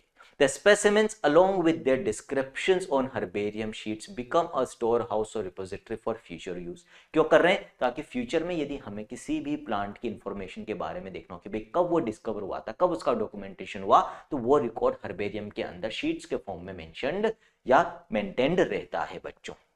ठीक है, साइज फिक्स होती है हर्बेरियम शीट की। क्या स्टैंडर्ड साइज होती है बच्चों? 11.5 इंटू 16.5 इंचेस। चौड़ाई तो 11.5 इंच और लंबाई 16.5 इंच होती है बच्चों। क्या क्या इंफॉर्मेशन उसमें हम देते हैं? Date and place of collection, उसके सारे नाम, local name as well as scientific name, किस फैमिली को बिलोंग करता है, किसने उसको कलेक्ट किया। इसके अलावा भी मैंने आपको बोला था लोकेलिटी, ऑल्टीट्यूड, हैबिटेट। ठीक है, ये सारी चीजें वहां पर मेंशन की जाती है बच्चों को। एक्स्ट्रा रिमार्क भी यदि देना हो तो वो भी हर्बेरियम शीट के ऊपर मेंशन किया जा सकता है। तो ये तो होगी पहली taxonomic aid, that is what herbarium. उनका यूज समझ में आ गया बच्चों रिकॉर्ड मेंटेनेंस में। फिर botanical gardens, second taxonomical aid बच्चों। इनका क्या यूज है, किस तरह से टेक्सोनोमिकल स्टडीज में मदद करते हैं? तो these are actually specialised gardens having collections of living plants for reference. यहां पर स्पेसिमेन नहीं है, डेड स्पेसिमेन नहीं है, सुखाया हुआ नहीं है। ठीक है, अगेन नाम में बोटेनिकल वर्ड आ रहा है यानी कि प्लांट्स की बात कर रहे हैं, तो प्लांट्स के टेक्सोनोमिकल स्टडी में मददगार होंगे ये टेक्सोनोमिकल एड्स यानी कि बोटेनिकल गार्डन्स। कैसे मददगार होंगे? ये स्पेसिफिक स्टडी के पर्पस के लिए बनाए हुए गार्डन्स होते हैं जहां पर हम लिविंग प्लांट्स को मेंटेन करके रखते हैं, उगाकर रखते हैं बच्चों। ठीक है, plant species in these gardens are grown for study purpose, identification के लिए, स्टडी के लिए ग्रो किए जाते हैं। और हर प्लांट के आगे उसकी लेबलिंग होती है, इंफॉर्मेशन होती है। तो each plant is labelled indicating its botanical और scientific name and its family. उसका नाम क्या है, किस फैमिली को बिलोंग करता है, ये सारी चीजें जहां पर जो प्लांट उगा हुआ है उसके आगे एक लेबल लगा के मेंशन की जाती है, ताकि जो भी स्टूडेंट्स, जो बडिंग साइंटिस्ट हैं, बायोलॉजिस्ट हैं, जब उस बोटेनिकल गार्डन को विजिट करें तो वो उन प्लांट्स का आइडेंटिफिकेशन स्टडी कर सकें कि भाई ये जो प्लांट है तो उसके फीचर्स वाले प्लांट को हम क्या नाम देते हैं, इस फीचर्स वाले प्लांट्स कौन सी फैमिली को बिलोंग करते हैं, उस लेबल की मदद से वो आइडेंटिफिकेशन यानी कि स्टडी ऑफ दैट प्लांट कर सकते हैं बच्चों।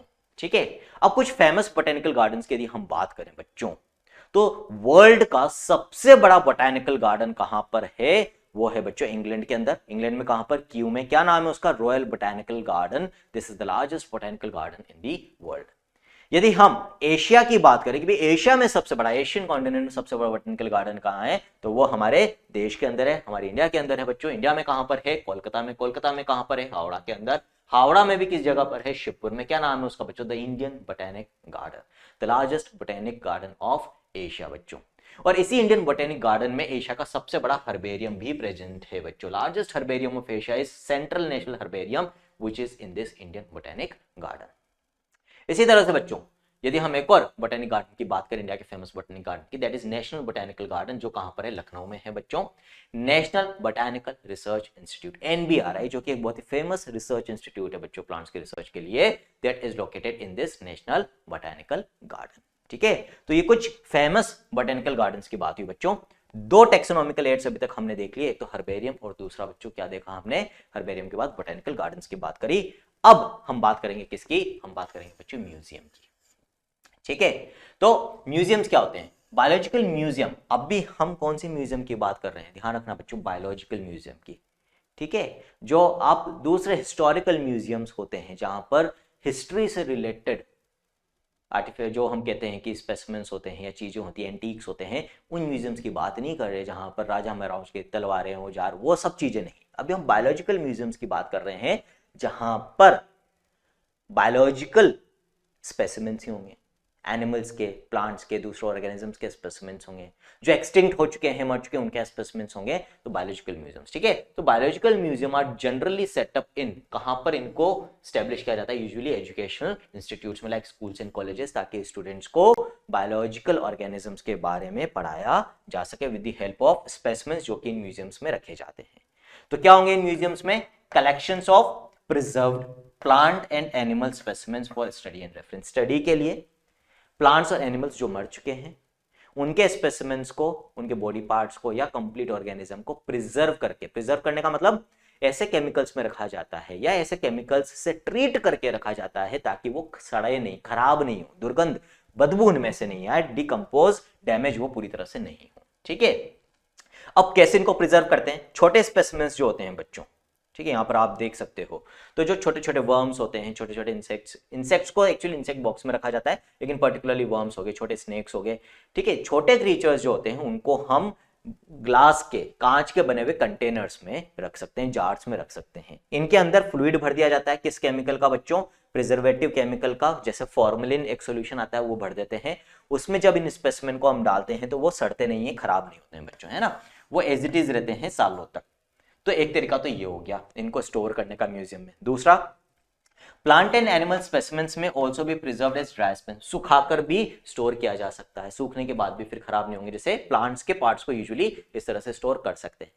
इंसेक्ट्स में यहां पर आप देख सकते हो कैसे स्टोर करते हैं, they are preserved in insect boxes after collecting, killing and pinning, पहले कलेक्ट करेंगे फिर किल करना पड़ेगा, स्टडी पर्पस के लिए है, अलाउड होता है। ठीक है, यहाँ पर कुछ एथिक्स होते हैं, रूल्स होते हैं जिनको फॉलो करना जरूरी है, क्योंकि वो भी ऑर्गेनिज्म से, लिविंग ऑर्गेनिज्म से पूरा रिस्पेक्ट देना जरूरी होता है।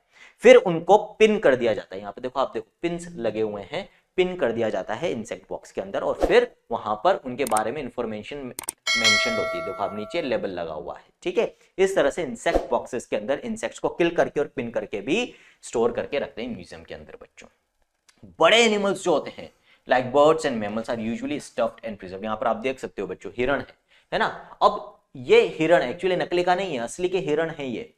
ठीक है, अब इनको कैसे इस तरह से प्रिजर्व करके रखा हुआ है, कोई हिरण मर जाएगा तो सड़ जाता है 2-3 दिन के अंदर ही, लेकिन ये तो सड़ नहीं रहे हैं। तो करते क्या है, मरने के बाद इनकी बॉडी में कट लगाकर इनकी बॉडी के अंदर प्रिजर्वेटिव केमिकल को स्टफ फिल कर दिया जाता है, जैसे सैंडविच के बीच में आलू की स्टफिंग करते हैं मसाले की, उसी तरह से इनकी बॉडी कवरिंग के अंदर, ठीक है, जो है प्रिजर्वेटिव केमिकल को स्टफ कर दिया जाता है। ओवरऑल पूरी बॉडी प्रिजर्व्ड रहती है, फिर खराब नहीं होती। तो ये भी एक तरीका हो सकता है। और जो एक्सटिंक्ट एनिमल्स हैं जैसे डायनासोर्स, उनके स्केलेटन खुदाई में हमें मिले, उन स्केलेटन्स को भी हम यहाँ पर रख सकते हैं, हड्डियां खराब होती नहीं है। तो museum often have collections of skeletons of animals. तो म्यूजियम अपने आप में एक बहुत बड़ा सोर्स होते हैं इंफॉर्मेशन का अबाउट ऑर्गेनिजम्स। ठीक है, तो अपना आप में एक बहुत इंपॉर्टेंट टेक्सोनॉमिक एड हो गए बच्चों। 3 टेक्सोनॉमिक एड हो गई, herbarium, botanical gardens, museum. Fourth, zoological parks. Zoological parks को आप बोटेनिकल गार्डन से कंपेयर कर सकते हो थोड़ा थोड़ा, है ना। बोटेनिकल गार्डन्स प्लांट्स की स्टडी के लिए थे, जहां पर लिविंग प्लांट्स को रखा जा रहा है। उसी तरह से एनिमल्स की जब हमें प्रैक्टिकल वे में, नेचुरल वे में स्टडी करनी हो तो जूलॉजिकल पार्क्स में जाना पड़ता है। वहां पर हम एनिमल्स को जिस तरह से वो जंगलों में रहते हैं अपने नेचुरल हैबिटेट में, उसी तरह से रखते हैं, जहां तक कोशिश हो सकती है उनको उसी तरह का सराउंडिंग और एनवायरनमेंट प्रोवाइड किया जाता है जैसों को उनको उनके नेचुरल हैबिटेट में मिलता है, जंगलों में मिलता है। ठीक है, कॉमनली इनको जूज भी कहा जाता है बच्चों। तो जूलॉजिकल पार्क्स क्या है? These are the places where wild animals are kept in protected environments under human care. फर्क सिर्फ इतना सा है कि इन जगहों की देखभाल हम कर रहे हैं, जंगलों में वो अपने हिसाब से रहते हैं। These parks enable us to learn about their food habits and behaviour. जितना ज्यादा हम उनको उनके नेचुरल तरीके से रखेंगे इन पार्क्स में, उसके हिसाब से ही हमें उनकी जो नेचुरल फूड हैबिट्स और बिहेवियर उनके बारे में पता लगेगा। यदि हम आर्टिफिशियल एनवायरनमेंट क्रिएट करेंगे बिल्कुल, तो फिर उनकी नेचुरल बिहेवियर में भी चेंज आ जाएगा और फिर हमें प्रॉपर स्टडी नहीं कर पाएंगे। ऑल एनिमल्स इन अ जू आर प्रोवाइडेड, इसीलिए जहां तक कोशिश होती है as far as possible they are provided the conditions similar to their natural habitats. तो वास्तव में जंगलों में जिस तरह का एनवायरनमेंट उनको मिलता है, जिस तरह की कंडीशंस में वो रहते हैं, सेम कंडीशंस जूलॉजिकल पार्क्स में उनको प्रोवाइड करने की कोशिश की जाती है बच्चों। तो ये तो बात हो गई जूलॉजिकल पार्क्स की। जूलॉजिकल पार्क्स के बाद हम बात करें बच्चों नेक्स्ट टेक्सोनॉमिक एड की, दैट इज की। ठीक है, की यदि हम बात करें बच्चों, तो की अपने आप में इंपॉर्टेंट टेक्सोनॉमिक एड है from NEET point of view also, क्योंकि यहां से क्वेश्चन पूछे जाते हैं। अभी हम जब पीवाईक्यू एनालाइज करेंगे, डिस्कस करेंगे, तो वहां पर क्वेश्चन मिल जाएगा की का आपको। तो key is used for identification of plants and animals based on the similarities and dissimilarities. ठीक है, मान लो हमें कोई एक ऑर्गेनिज्म मिला जिसका हमें आइडेंटिफिकेशन करना है, कैटेगराइजेशन करना है, तो की के यूज से हम ये काम कर सकते हैं। करते क्या है, हम उसको कंपेयर करते हैं, फीचर्स को कंपेयर करते हैं विद अदर ऑर्गेनिजम्स। और किस तरह से करते हैं बच्चों, contrasting characters, similarities and dissimilarities, कि भाई दूसरे ऑर्गेनिज्म से किस तरह से सिमिलैरिटी रखता है, किस तरह से डिसिमिलैरिटी रखता है। तो दो स्टेटमेंट हम यूज करते हैं हर कैरेक्टर के लिए कि वो कैरेक्टर है या नहीं है। अपोजिट फैक्ट्स लेते हैं हर कैरेक्टर के लिए, तो कॉन्ट्रास्टिंग कैरेक्टर्स को पेयर में यूज करते हैं। तो ये जो पेयर ऑफ कॉन्ट्रास्टिंग स्टेटमेंट्स होता है, इसको हम कहते हैं बच्चों कपलेट। क्या कहते हैं इस पेयर को, कपलेट। ये पूछा जाता है आपसे, ठीक है। अब बच्चों ये जो कपलेट होता है, it represents the choice made between the two opposite options. This results in acceptance of only one and rejection of the other. अब ऑब्वियस सी बात है, जब एक ही कैरेक्टर के दो अपोजिट स्टेटमेंट हमने ले ली कि भाई वो कैरेक्टर है या नहीं है, तो या तो होगा या नहीं होगा, तो दोनों स्टेटमेंट में से एक ही चूज कर पाएंगे हम। और इस तरह से अलग अलग कैरेक्टर को जब हम स्टेप बाय स्टेप अलग अलग कैरेक्टर के कॉन्ट्रास्टिंग स्टेटमेंट लेते हैं, कपलेट लेते हैं, उनमें से कोई एक सेलेक्ट होता है, और इस तरह से हम अल्टीमेटली पहुंच जाएंगे किस जगह पर कि भाई ये 5 कैरेक्टर्स में से 3 इसमें है, 2 नहीं है मान लो। तो उसके बेसिस पर जो 3 कैरेक्टर हैं, हम इसको किस कैटेगरी में रख सकते हैं वो आराम से पता लगा सकते हैं बच्चों, ठीक है। कपलेट में जो 2 स्टेटमेंट होते हैं, उनमें से हर स्टेटमेंट को हम क्या कहते हैं बच्चों, हर स्टेटमेंट कहलाता है एक लीड। तो 2 वर्ड्स हो गए। कॉन्ट्रास्टिंग कैरेक्टर्स के 2 स्टेटमेंट होते हैं पेयर में हमेशा, जिसको हम कहते हैं couplet, pair of contrasting statements, और हर स्टेटमेंट को क्या नाम देते हैं, लीड नाम देते हैं। अब ये जो कीज है बच्चों, यहां पर हमें हमारा दिमाग लगाना पड़ता है, इसलिए हम कहते हैं कि these are analytical in nature. Analysis evaluation is required when we are using keys as taxonomic aid. Separate taxonomic keys are required for each taxonomic category such as family के लेवल पे यदि हम कुछ आइडेंटिफिकेशन कर रहे हैं तो वहां पर अलग टेक्सोनॉमिक कीज चाहिए होगी, जीनस के लेवल पे बात कर रहे हैं तो वहां पर अलग चाहिए होगी, स्पीशीज के लेवल पे कर रहे हैं तो वहां पर भी अलग चाहिए होगी। एक एग्जांपल ले लेते हैं, सारी चीजें क्लियर हो जाएगी बच्चों। मान लो कोई ऑर्गेनिज्म, कोई एनिमल हमें मिला, उसका आइडेंटिफिकेशन हमें करना है कि भाई किस ग्रुप ऑफ एनिमल्स को बिलोंग करेगा, वो मैमल्स को बिलोंग करेगा, बर्ड को करेगा, रेप्टाइल्स को करेगा, एम्फीबियन को करेगा, फिश को करेगा। तो यहाँ पर कीज का यूज कर सकते हैं। पहली की जो हम यहाँ पर यूज कर रहे हैं, हमने क्या ले लिया, फर, एक कैरेक्टर ले लिया। 2 कॉन्ट्रास्टिंग स्टेटमेंट लेंगे फर के लिए कि क्या फर प्रेजेंट है या फिर फर एब्सेंट है। ये कपलेट हो गया, है ना, पहली की में कपलेट हो गया। इस कपलेट में दोनों स्टेटमेंट किसको रिप्रेजेंट कर रहे हैं, एक लीड को। ये एक लीड, ये दूसरी लीड। अब जो भी हमें एनिमल मिला होगा, या तो उसमें फर होंगे या नहीं होंगे। अब बच्चों इन 5 में से फर सिर्फ मैमल्स में ही मिलते हैं। तो यदि फर हैं, दोनों में से एक ही हो सकता है, या तो हो सकते हैं या नहीं हो सकते। यदि हैं तो ऑटोमेटिकली इसका मतलब ये हो जाएगा इन चारों को तो वो बिलोंग नहीं कर सकता। वो किसको बिलोंग कर रहा होगा, वो मैमल्स को बिलोंग कर रहा होगा। लेकिन यदि फर नहीं है तो फिर ये रिजेक्ट हो जाएगा। इसका मतलब फिर या तो वो इसको करेगा, इसको करेगा, इसको। तो अभी भी हमारे पास 4 ऑप्शन। तो मान लो उसमें फर नहीं है तो मैमल तो नहीं हो सकता, ये 4 हो सकते हैं। अब आगे देखते हैं अपन। नेक्स्ट फीचर अपन ले लेंगे फेदर, ठीक है। अब फेदर्स हमें पता है बर्ड्स में होते हैं, तो हम ये चाह रहे हैं कि ये पता लगा लें कि भाई वो बर्ड्स को बिलोंग करता है या नहीं करता। यदि फेदर होते तो वो बर्ड्स को बिलोंग करता, लेकिन क्योंकि उसमें फेदर नहीं है तो फिर बर्ड्स भी हट गए यहां से। अब वो या तो रेप्टाइल को बिलोंग करेगा, एम्फीबियन को करेगा, या फिश को करेगा बच्चों, ठीक है। तीसरी की ली हमने, अगेन 2 स्टेटमेंट है, कपलेट है यहाँ पर। ये एक लीड, ये दूसरा लीड कपलेट का। फीचर क्या लिया है हमने यहाँ पर, इंटरनल फर्टिलाइजेशन। अब हम देखेंगे कि भाई यहाँ पर इंटरनल फर्टिलाइजेशन हो रहा है या एक्सटर्नल हो रहा है, ठीक है। मतलब इंटरनल फर्टिलाइजेशन प्रेजेंट है या इंटरनल फर्टिलाइजेशन एब्सेंट है। अब हमें पता है कि इन तीनों में से इंटरनल फर्टिलाइजेशन सिर्फ रेप्टाइल्स में होता है, बाकी दोनों में एक्सटर्नल होता है बच्चों, ठीक है। तो यदि इंटरनल फर्टिलाइजेशन है तो वो रेप्टाइल्स को बिलोंग करेगा, लेकिन यदि एब्सेंट है तो फिर ये एक्सक्लूड हो जाएगा। किसको मिलेगा, या तो वो एम्फीबियंस को होगा या फिर फिशेस को बिलोंग कर रहा होगा। अल्टीमेटली अब इन दोनों में भी यदि हमें सेपरेशन करना है तो हम गिल्स को एक फीचर ले सकते हैं। गिल्स हमें पता है किस में मिलेंगे, फिश में। अडल्ट की बात कर रहे हैं हम, यहाँ पर लार्वा में मिल सकते हैं, लेकिन अभी हम अडल्ट की बात कर रहे हैं, ठीक है। तो यदि गिल्स हैं तो फिर फिश को बिलोंग करेगा, गिल्स नहीं है तो इसका मतलब जो हमें एनिमल मिला है वो किसको बिलोंग करता है, एम्फीबियन को। इस तरह से 4 कीज की मदद से हमने ये पता लगा लिया कि भाई जो हमें एनिमल मिला था वो पांच में से किसको बिलोंग करता है? मेमल्स को करता है, बर्ड को करता है, रेप्टाइल को करता है, एम्फीबियन को करता है या फिशेस को करता है। This is the use of keys. दिमाग लगाना पड़ता है यहाँ पर कि आपको कौन से फीचर्स यूज करने हैं, उस हिसाब से की का यूज होता है। That's why they are called as analytical in nature. Next taxonomical aid की बात करेंगे बच्चों, that is flora. Fauna refers to FAU, fauna refers to animals and flora refers to बच्चों plants. Fauna refers to animals and flora refers to plants. ठीक है, तो flora किसको बोलते हैं बच्चों? It is an account of habitat and distribution of plants in a given area. कोई भी एक पर्टिकुलर ज्योग्राफिकल एरिया में जितने भी प्लांट्स मिलते हैं उनकी इंफॉर्मेशन जिस किताब में होती है उसको फ्लोरा कहते हैं बच्चों। एक तरह से जैसे टेलीफोन डायरेक्टरी होती है ना, हर इंसान का पता होता है उसमें, उसी तरह से जिस एरिया में जो भी प्लांट्स हैं उन सब की इंफॉर्मेशन जिस किताब में होती है दैट इज फ्लोरा। तो प्लांट्स की डायरेक्टरी होगी, एक इंडेक्स हो गया कि उस एरिया में कौन कौन सी प्लांट स्पीशीज मिलती है। ठीक है, फिर catalogue. Next taxonomic aid. Catalogue में तीन चीजें होती है, author's name, author publications, botanical titles. It is a small booklet, ये भी एक किताब होती है, which gives account for books related to botanical titles, full name of authors and their publication। इसमें प्लांट्स के ऊपर जो भी रिसर्च हुई है, जो भी पब्लिकेशंस हुए हैं, जो भी किताबें लिखी गई है, उनकी डिटेल होती है। तो प्लांट्स के ऊपर जो बुक्स है उनकी डायरेक्टरी आप कह सकते हो कैटलॉग को। Manuals, they are useful in providing information for identification of names of species found in an area।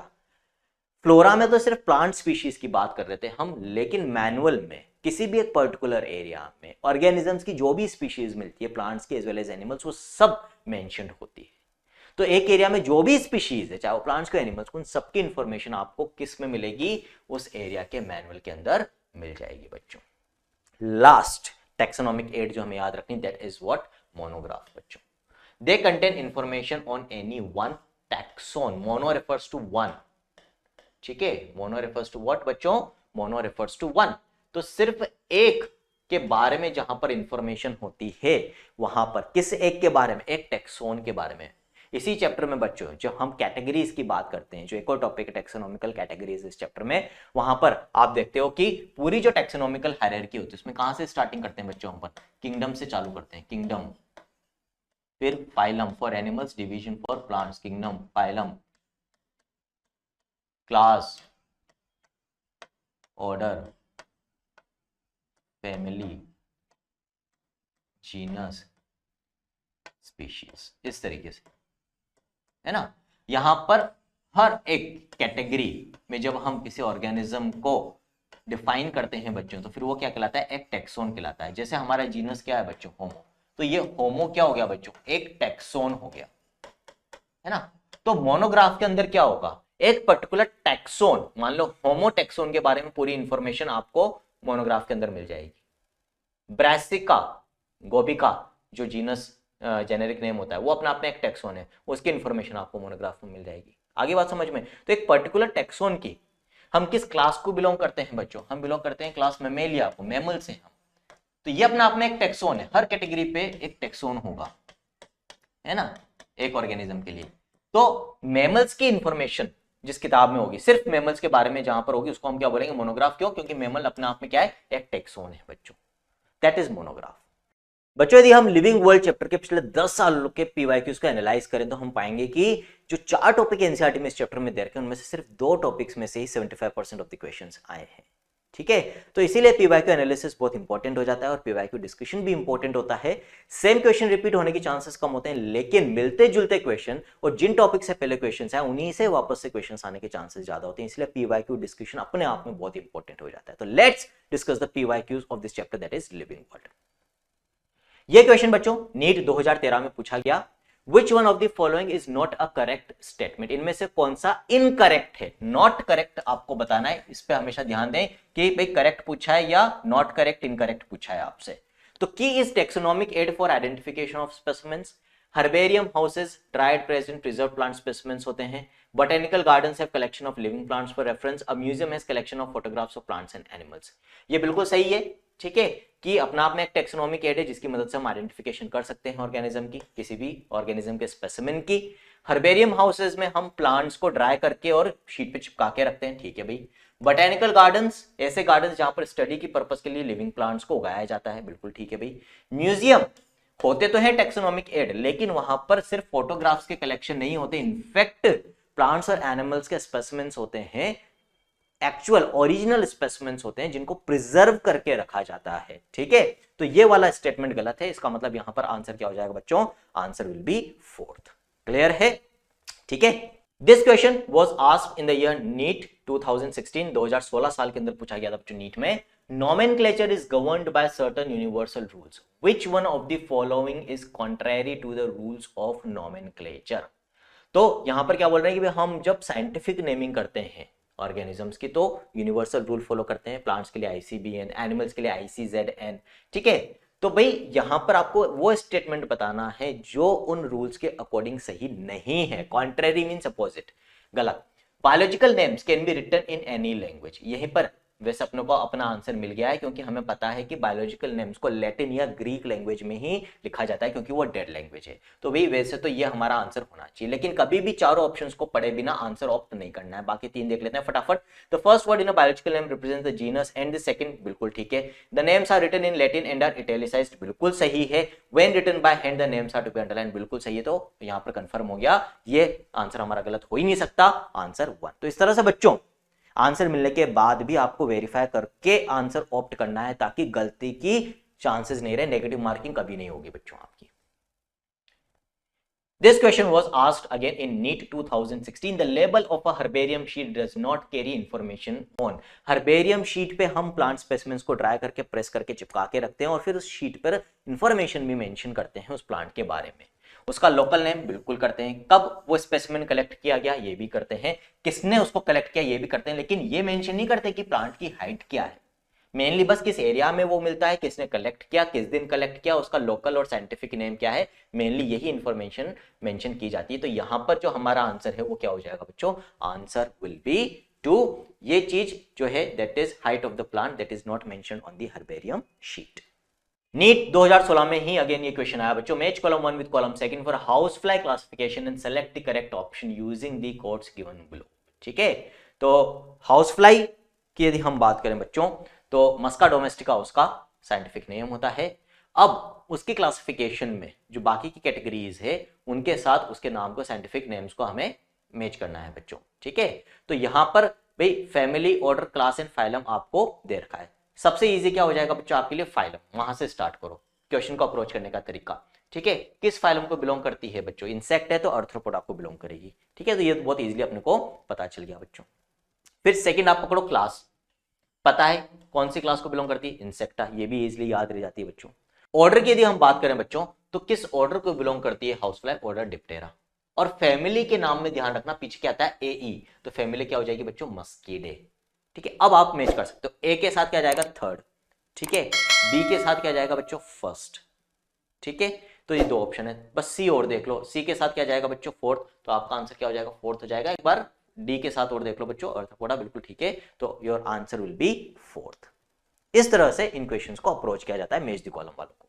NEET 2016 में अगेन ये क्वेश्चन आया बच्चों, study the 4 statements given below and select the 2 correct ones out of them.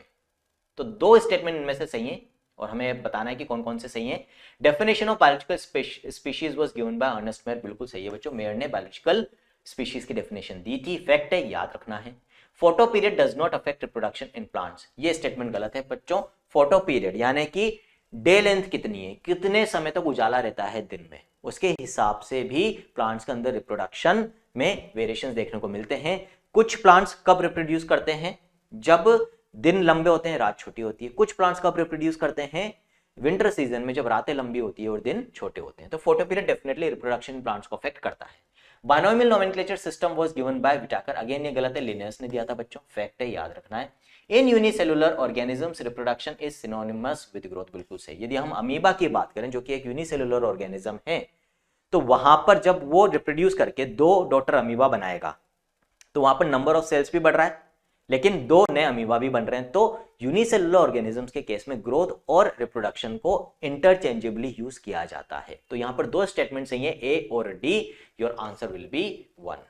ठीक है बच्चों, तो ये आपका आंसर हो जाएगा, that is answer is 1। NEET 2018 में मैच द कॉलम क्वेश्चन आया लिविंग वर्ल्ड से, match the items given in column 1 with those in column 2 and select the correct option given below. आपको कॉलम 1 में कुछ टेक्सोनोमिक एड और उनके character आपको column 2 में दे रखी है, मैच करनी है। हर्बेरियम की यदि हम बात करें बच्चों, तो हर्बेरियम में क्या होगा, हमें पता है कि शीट के ऊपर प्लांट स्पेसिमेंस को ड्राई करके चिपका के रखते हैं। तो it is a place where dried and pressed plant specimens mounted on sheets are kept. ठीक है, तो ए का क्या हो जाएगा, थर्ड हो जाएगा। अब एक बार यहाँ नजर मार लो बच्चों, ठीक है, ए के साथ थर्ड सिर्फ दो ही ऑप्शंस में है, सेकंड वाले में और फोर्थ वाले में। अब बी पे अपना आंसर पता चल जाएगा, ठीक है, कि भाई बी का सेकंड है या फोर्थ है। तो की आपको दे रखी है बच्चों, ठीक है, तो की में क्या करते हैं बच्चों अपन, ऑल्टरनेट, यहां पर देखो, ठीक है, एनालिटिकल होती है। A booklet containing a list of characters and their alternates which are helpful in identification of various taxa. ठीक है, तो ये अपना हो जाएगा बच्चों की का फोर्थ। तो वैसे तो अपना आंसर क्या हो गया, फोर्थ हो गया। अब वेरीफाई जरूर कर लेना, सी का first, museum, it is a place having a collection of preserve plants and specimens, बिल्कुल ठीक है, कोई दिक्कत नहीं है। कैटलॉग की यदि हम बात करें तो डी का ये कह रहा है second, a list that enumerates methodically all the species found in area with brief description, बिल्कुल ठीक है बच्चों, कह सकते हैं अपन। तो यहां पर आपका आंसर क्या हो जाएगा, फोर्थ हो जाएगा। तो वैसे तो आंसर पर अपन जल्दी पहुंच गए थे, सिर्फ वेरीफाई करा है, उसमें टाइम नहीं लगता है। इस तरह से मैच द कॉलम को अप्रोच करोगे तो कम समय में मैच द कॉलम वाले क्वेश्चंस कर लोगे बच्चों। नीट 2019 में बच्चों एक क्वेश्चन आया, select the correctly written scientific name of mango. बहुत इजी है बच्चों, ठीक है, लेकिन यहां पर इंफॉर्मेशन दे रखी है कि भाई केरोलस लिनेस ने नाम दिया था। तो यहां पर जो बच्चे गलती करते हैं वो क्या करते हैं बच्चों, कि मैंगीफेरा इंडिका को सिलेक्ट कर लेते हैं, लेकिन पूरा नाम कब माना जाएगा, जब मैंगीफेरा इंडिका के साथ केरोलस लिनेस का नाम शॉर्ट में हो, दैट इज रिटन एज लिन। ठीक है, तो यहां पर जो सही आंसर होगा बच्चों, that will be second. Clear है, ध्यान रखना, इंपॉर्टेंट क्वेश्चन है, इजी है लेकिन इंपॉर्टेंट है, गलती होने के चांसेस ज्यादा है बच्चों यहां पर। नीट 2021 के अंदर जो क्वेश्चन है आपके लिविंग वर्ल्ड से क्या था, which one of the following belongs to the family Muscidae. पहले भी इसके ऊपर क्वेश्चन आ चुका है, वापस से आ रहा है बच्चों, तो इंपॉर्टेंट है।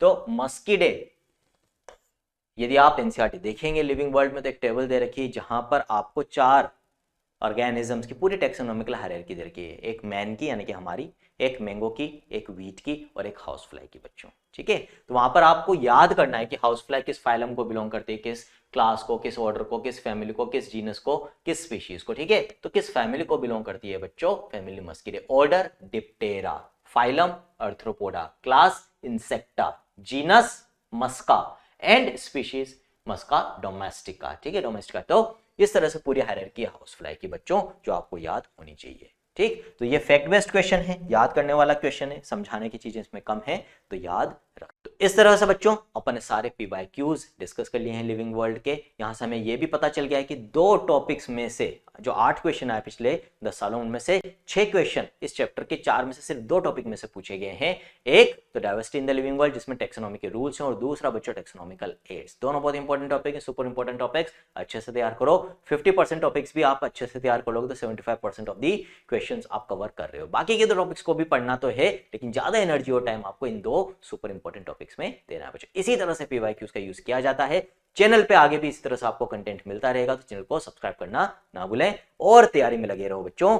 हमें एग्जाम क्रैक करना है, वो भी इसी अटेम्प्ट में, ताकि आपका भी मेरी तरह डॉक्टर बनने का सपना जरूर पूरा हो। तो इस तरह से बच्चों हमने लिविंग वर्ल्ड चैप्टर का पूरा डिटेल्ड एनालिसिस करा 10 साल का, जिसमें हमने देखा कि भाई 4 जो टॉपिक्स हैं इस चैप्टर में, उनमें से सिर्फ 50% ऑफ द सिलेबस यानी कि 2 टॉपिक्स में 75% ऑफ द क्वेश्चंस पिछले 10 सालों में आए।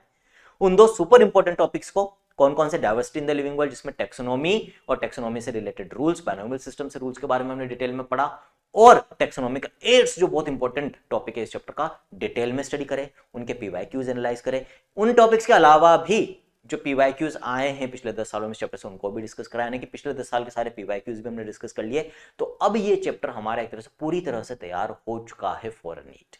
ठीक है, जो 2 रिमेनिंग लेस इंपॉर्टेंट टॉपिक्स हैं उनके, क्योंकि हम पीवाईक्यूज डिस्कस कर चुके हैं, तो उनको यदि आप सिर्फ एक बार एनसीईआरटी से रीडिंग लगा लोगे तो ये चैप्टर 100% आपका तैयार हो जाएगा। इसी तरह से बच्चों तैयारी में लगे रहो। जिन बच्चों ने चैनल सब्सक्राइब नहीं कराया वो चैनल को सब्सक्राइब कर लें और नोटिफिकेशन आइकन को भी प्रेस कर दें, ताकि आपको आगे से आगे हर चीज की इंफॉर्मेशन मिलती रहे। चैनल के थ्रू आपकी पूरी नीट की तैयारी हो जाएगी बच्चों। लेकिन यदि आप नीट में सिलेक्शन को इंश्योर करना चाहते हैं तो उसके लिए कुछ एक्स्ट्रा ऑर्डिनरी करना होगा, और उसके लिए आपको क्या करना होगा, आपको अपनी तैयारी को एक एक्स्ट्रा अलग लेवल पे ले जाना होगा बच्चों। रटने की जगह कंसेप्चुअली चीजों को समझना होगा, और उसमें हमारे टीचर्स, हमारी टीचर्स की जो डॉक्टर्स और आईटीएंस की बेस्ट टीम है कोटा की, वो मदद करेगी आपकी। कैसे? आपको कुछ नहीं करना है, ऐप डाउनलोड करें, और आप यदि 11th में हैं तो ब्रह्मोस, यदि 12th में है तो प्रहार, और यदि आप ड्रॉपर हैं तो वॉरियर कोर्स में एनरोल करें, और फिर आपको कुछ नहीं करना पड़ेगा। मेडिकल कॉलेज तक पहुंचाने की जिम्मेदारी हमारी होगी बच्चों।